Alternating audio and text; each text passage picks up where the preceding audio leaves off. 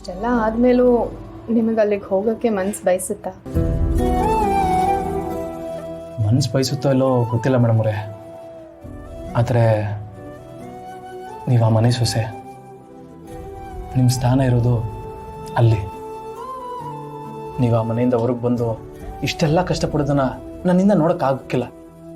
ಅದು ಅಲ್ಲದೆ ನಿಮ್ಗಾಗಿರೋ ಅವಮಾನ ಇಲ್ಲ ತಪ್ಪು ಅಂತ ಅವ್ರಿಗೆ ಗೊತ್ತಾಗಬೇಕು ಅಂತಲೇ ನಾನು ಹಿಂಗೆಲ್ಲ ಹೇಳಿದ್ದು. ನಾವು ಯಾವುದಕ್ಕೂ ಪ್ರಯೋಜನಕ್ಕೆ ಬರಲ್ಲ ಅಂತ ಯಾರು ಅನ್ಕೊಳ್ತಾರೋ ಅವ್ರ ಮುಂದೆ ಚೆನ್ನಾಗಿ ಬದುಕು ತೋರಿಸ್ಬೇಕು. ಅದಕ್ಕೆ ಈಗ ನಾವು ಮುಂದೆ ಹೆಂಗೆ ಬದುಕಬೇಕು ಅನ್ನೋದನ್ನ ಯೋಚನೆ ಮಾಡೋಣ. ಅದನ್ನು ನಾನು ಹೇಳೋದಕ್ಕಿಂತ ನೀವೇ ಹೇಳಬೇಕು. ನಾನೇನು ಹೇಳಲಿ ಮೇಡಮ್ ಅವರೇ, ನೀವು ನನ್ನ ಜೊತೆಗಿದ್ರೆ ಇಡೀ ಪ್ರಪಂಚನ ಗೆಲ್ತೀನಿ ಅನ್ನೋ ನಂಬಿಕೆ ನನಗದೆ. ಸದ್ಯಕ್ಕೆ ನಾನು ತಲೆ ನೋಡ್ತಿರೋದು ಯಾರ ಮುಂದೆನೂ ಕೈ ಚಾಚಬಾರ್ದು, ಯಾರಿಗೂ ಅಡ್ಯಾಳಾಗಿರಬಾರ್ದು ಅಂತ ಅಷ್ಟೇ. ಸರಿ ಸುತ್ತವ್ರೆ, ನೀವು ಹೇಗೆ ಹೇಳ್ತಿರೋ ಹಾಗೆ ಮಾಡ್ತೀನಿ. ನಿಮ್ಮ ನಿರ್ಧಾರನೇ ನನ್ನ ನಿರ್ಧಾರ. ಯಾಕಂದರೆ ಜೀವನದಲ್ಲಿ ನನಗಿರೋ ಭರವಸೆ ನೀವೊಬ್ಬರು ಮಾತ್ರ. ನಾವಿಬ್ಬರು ಜೊತೆಯಾಗಿ ನಮ್ಮ ಹೊಸ ಜೀವನನ ಕಟ್ಕೊಳ್ಳೋಣ.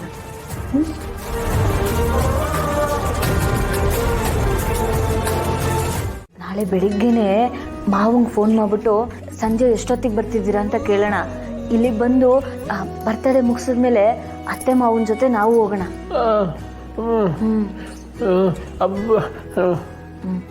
ಬೆಳಿಗ್ಗೆ ಮಾಡೋಣ.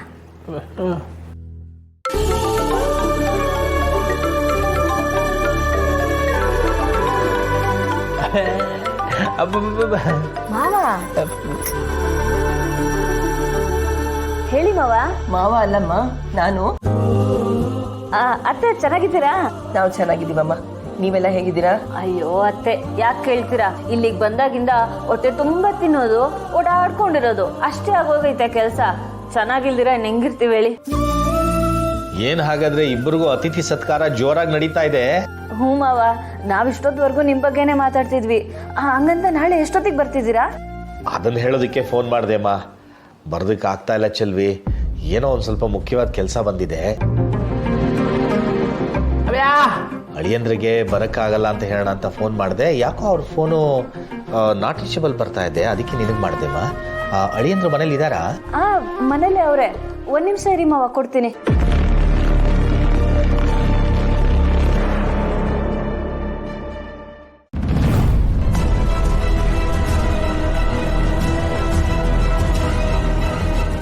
ಏನ್ ಮಾಡ್ಲಿ ನಾನೀಗ? ಆ ವಿಶ್ವ ನನ್ನ ಚಿನ್ನಮರಿಗೆ ಏನಾದರೂ ಮಾಡಿದ್ರೆ? ಚಿನ್ನಮರಿ ನೋಡಿ, ನಿಮಗೆ ಏನು ಆಗೋದಕ್ಕೆ ನಾನು ಬಿಡೋದಿಲ್ಲ, ಸರಿ ಮಾಡಬೇಡಿ. ಜಯಂತ್ ಅವ್ರೆ, ನೀವೇನಿಲ್ಲಿ? ಅದು ಮಾವ ಫೋನ್ ಮಾಡಿದ್ರು, ನಿಮ್ಮ ಹತ್ರ ಮಾತಾಡ್ಬೇಕಂತೆ, ಅದಕ್ಕೆ. ಮಾವನ?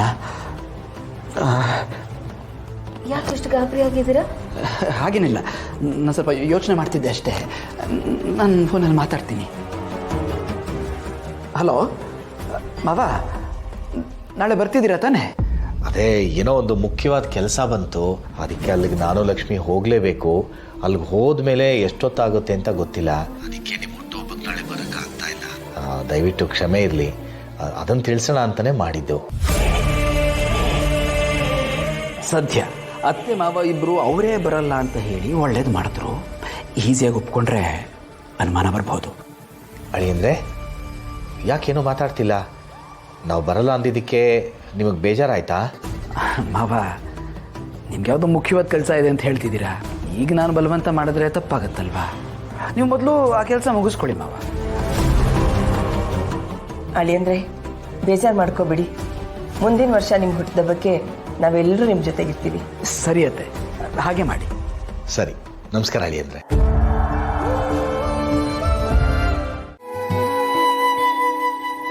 ಬನ್ನಿ ಬನ್ನಿ, ಕಟ್ ಮಾಡುವಂತ್ರಿ. ಬನ್ನಿ ಬನ್ನಿ.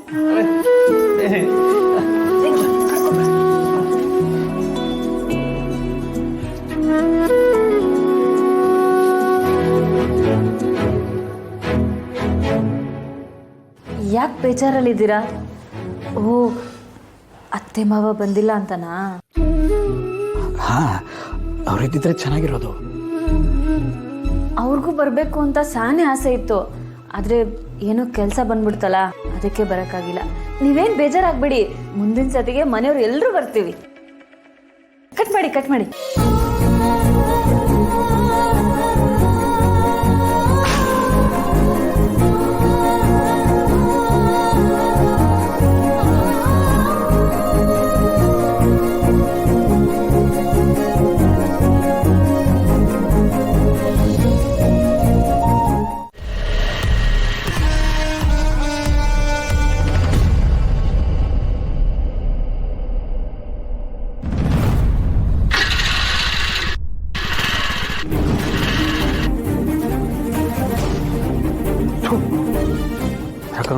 ಕೆಲಸನೇ ಸರಿ ಇಲ್ಲ.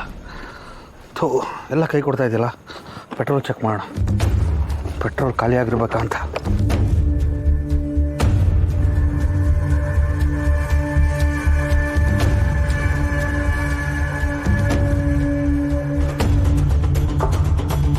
ಥೂ, ಒಳ್ಳೆ ಟೈಮಲ್ಲಿ ಕೈ ಕೊಡ್ತಲ್ಲಪ್ಪ ಇದು. ಪೆಟ್ರೋಲ್ ಖಾಲಿ ಆಯ್ತಲ್ಲ, ಏನು ಮಾಡೋದೀಗ? ಯಾರು ಕಾಣಿಸ್ತಾ ಇಲ್ವಲ್ಲ.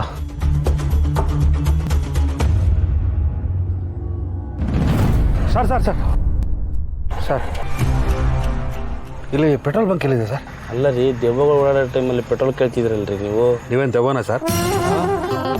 ಅಂದರೆ ದೆವ್ವ ಓಡಾಡೋ ಟೈಮಲ್ಲಿ ಅಂತ ಹೇಳಿದ್ರಲ್ಲ, ಅದಕ್ಕೆ ಕೇಳಿದೆ. ಪೆಟ್ರೋಲ್ ಖಾಲಿ ಆಗ್ಬಿಟ್ಟಿದೆ. ಆ ಥರದಲ್ಲಿ ಪೆಟ್ರೋಲ್ ಬಂಕ್ ಇದೆಯಾ? ಇಲ್ಲಿ ಸುತ್ತಮುತ್ತ 5-6 ಕಿಲೋಮೀಟ್ರು ಎಲ್ಲೂ ಪೆಟ್ರೋಲ್ ಇಲ್ಲ ರೀ. ಹೌದಾ? ದೂರ ನಡ್ಕೊಂಡು ಹೋಗ್ಬೇಕು. ನಿಮ್ಮ ಬೈಕಿಂದ ಸ್ವಲ್ಪ ಪೆಟ್ರೋಲ್ ಕೊಡ್ಬೋದಾ ಸರ್? ಪೆಟ್ರೋಲ್ ಖಾಲಿ ಆಗ್ಬಿಟ್ಟಿದೆ, ಒಂಚೂರು ಹೋಗ್ಬೇಕಾಗಿತ್ತು. ಅಲ್ಲ ರೀ, ನಿಮಗೆ ಪೆಟ್ರೋಲ್ ಕೊಟ್ಬಿಟ್ಟು ನಾನು ನಡ್ಕೊಂಡು ಹೋಗ್ಲೇನ್ರಿ ರೀ? ಪೆಟ್ರೋಲ್ ಬೆಲೆ ಎಷ್ಟಾಗಿದೆ ಅಂತ ಗೊತ್ತೇನ್ರಿ ನಿಮಗೆ? ಹೋಗ್ರಿ ರೀ. ಅಲ್ಲ ಸರ್,